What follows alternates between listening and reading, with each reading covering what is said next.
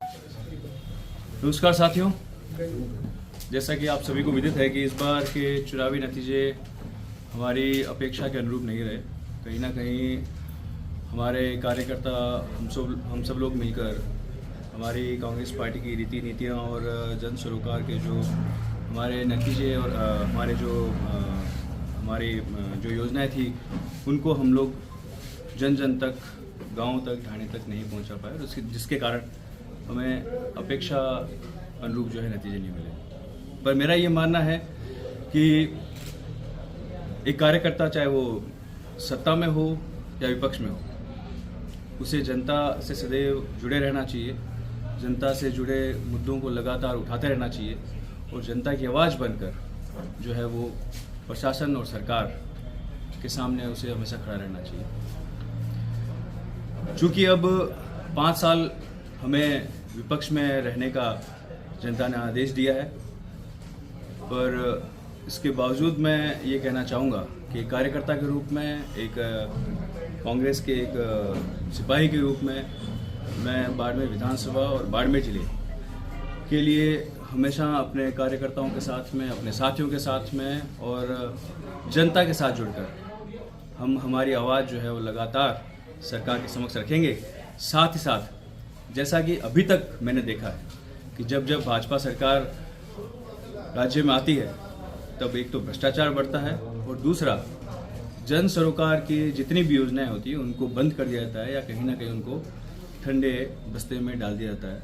और उसके नतीजे ये होते हैं कि हमारा जो एक पश्चिमी राजस्थान है, जो सबसे ज़्यादा पिछड़ा हुआ इलाकों में से एक है, वहाँ पर इसका जो है बहुत गलत प्रभाव आता है, बहुत बुरा प्रभाव हम लोगों पर आता है। इसीलिए इस बार हम लोगों ने तय किया है कि कांग्रेस पार्टी सत्ता में नहीं है, पर इसके बावजूद जितनी भी हमारी जन सरोकार की जो योजनाएं हैं वो, जनता के हितों के जो फैसले हैं वो, और जनता से जुड़े जो मुद्दे हैं उन पर लगातार हमारी आवाज़ को हम बनाए रखेंगे और सरकार को मजबूर करेंगे कि उन मुद्दों पर, उन योजनाओं पर जो है लगातार बात करें और उनका क्रियान्वयन करें। आज इसी के तहत कांग्रेस के कार्यकर्ताओं से रायशुमारी कर कांग्रेस के वरिष्ठ नेताओं से रायशुमारी करके और बड़े नेताओं से इस बारे में अपने विचार साझा कर उनके विचार लेकर एक हम लोगों ने आने वाले 5 सालों के लिए राज्य सरकार के समक्ष एक मांग पत्र रखा है। इस मांग पत्र में बाड़मेर विधानसभा और बाड़मेर जिले से जुड़ी हुई कुछ ऐसी मांगे हैं जो आपकी और मेरी और हर व्यक्ति के लिए कहीं ना कहीं ज़रूरत है और उसे कहीं ना कहीं उसके लिए आवाज़ उठाना और वह योजना, वह जनहित का मुद्दा और वो सारी चीज़ें जिन्हें बाड़मेर के आने वाले समय में विकास के लिए ज़रूरत है, के लिए हम लोग लगातार मांग करें और सरकार को मजबूर करें कि वो ये करने के लिए तय करें। इसी कड़ी में मैं आप सभी के समक्ष रखना चाहूँगा कि बाड़मेर विधानसभा में जो हमारा मांग पत्र है उसके महत्वपूर्ण बिंदु हैं। बाड़मेर विधानसभा के शहर व ग्रामीण में जल वितरण तंत्र को मजबूत बनाकर जल आपूर्ति नियमित की जाए। कहीं ना कहीं हम देख रहे हैं कि हमारे यहाँ पानी का भाव नहीं है, पर जल वितरण का जो तंत्र है वह बेहद कमज़ोर है। और अब इस सरकार से मैं ये उम्मीद करता हूँ कि जल वितरण तंत्र को मजबूत बनाकर हर घर तक पानी पहुँचाने का जो है वो प्रयास किया जाए। और कहीं ना कहीं अगर अब किसी अधिकारियों ने या कहीं ना या किसी भी तरह के तंत्र ने अपनी कोताही बरती तो वो लोकतंत्र में हर जायज तरीके से हम जिस तरह से अपनी मांग रख सकते हैं उसके लिए वो लोग तैयार हैं। हमारे यहाँ बायो ड्रेनेज सिस्टम का भारी दिक्कत है, भारी कमी है। शहर के अंदर जो है लगातार जल भराव हो रहा है, ये एक बड़ी समस्या है। इसके लिए वाटर लॉगिंग की समस्या से किस तरह से निजात दिलाया जा सकता है, इसके लिए एक पूरा खाका तैयार है।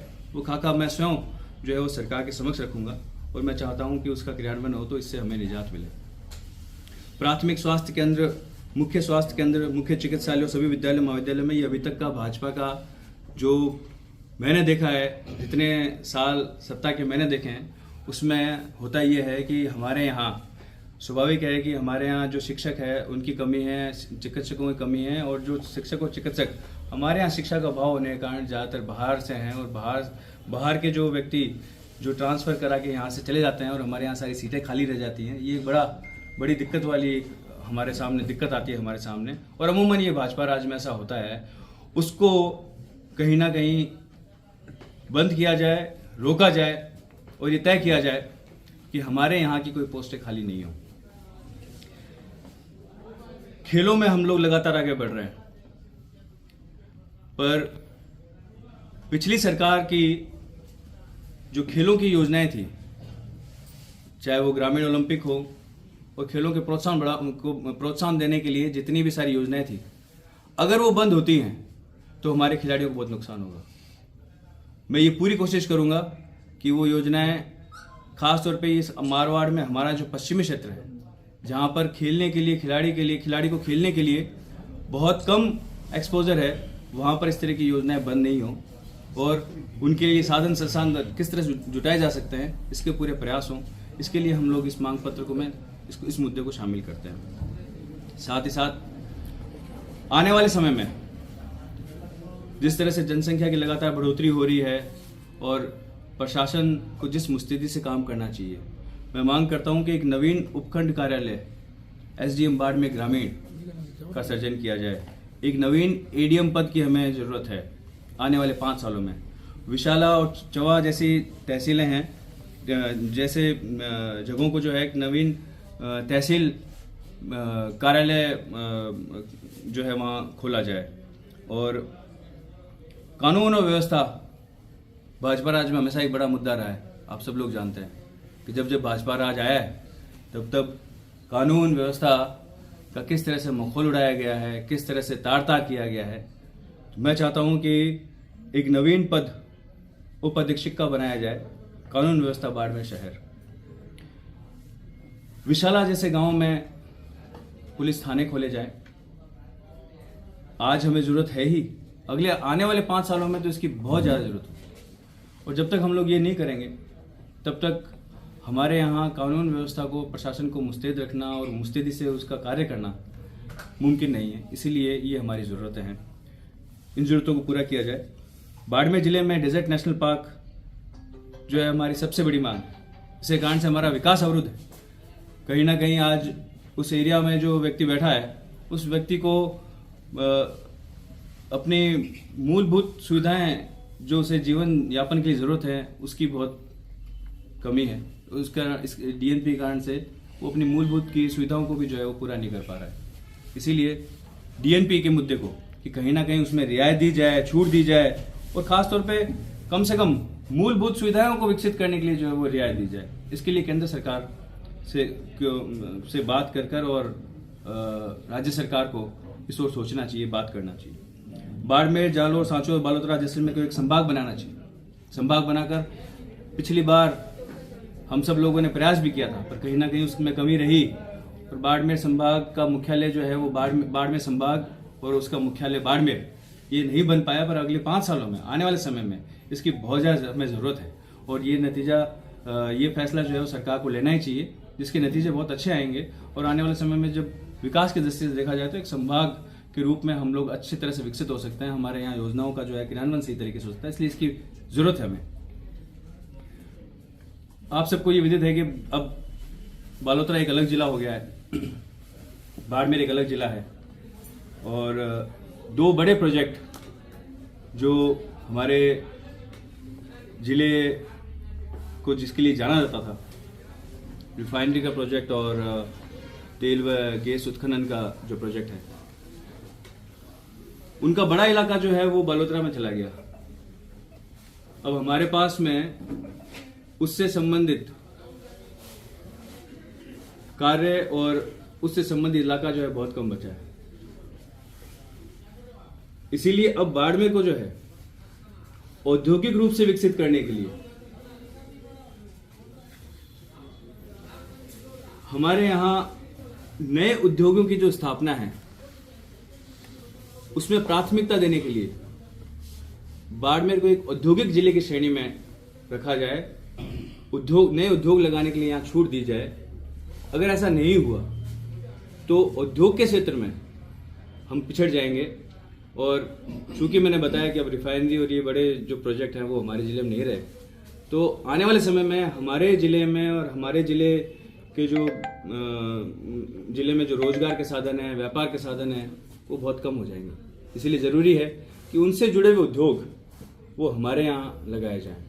हमारे यहाँ ज़मीन की कमी नहीं है, हमारे यहाँ साधनों की कमी नहीं है, इसीलिए उससे जुड़े हुए उद्योग जो है वो हमारे यहाँ लगाए जाएं। साथ ही साथ जैसा मैं हमेशा से कहता आया हूँ कि केंद्र सरकार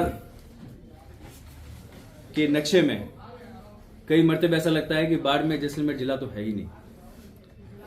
चाहे वो रेल सेवा की बात हो, चाहे वो हवाई जहाज सेवा की बात हो, चाहे वो सूखा बंदरगाह विकसित करने की बात हो, जब इस बारे में बात की जाती है, पूछा जाता है, तो लगता नहीं है कि उनके कान पे कोई जू रेंगती होगी। रेल सुविधाओं में कितनी ज्यादा कमी है ये सब आप लोग अच्छी तरह जानते हैं।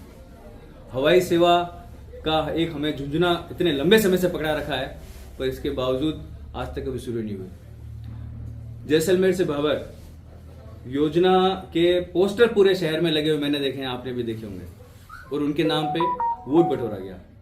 केंद्र के एक बड़े मंत्री आके यहाँ ये कह के जाते हैं कि अगर ये ट्रेन शुरू नहीं हुई तो मैं दोबारा कभी प्रचार करने नहीं आऊंगा। वो ट्रेन आज तक कभी शुरू नहीं हुई।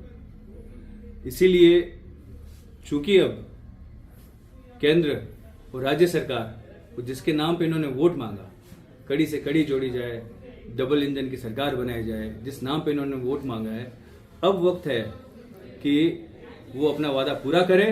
नहीं तो जनता के पास जो भी जायज तरीका है, लोकतंत्र में जो भी जायज तरीका है, उस जायज तरीके से को अपनाते हुए, अपनी मांगों को मनवाते हुए हमें बाड़मेर को आगे लेके जाएंगे। मैं उम्मीद करता हूं कि आप सभी मेरी इन बातों से सहमत होंगे। और सबसे बड़ा जो विषय वो ये है कि सरकारें आती जाती रहेंगी, नेतृत्व तो बदलता रहेगा, लोग आते जाते रहेंगे, पर बाड़मेर जो हमारा इलाका है वो हमारी अपनी पहचान है।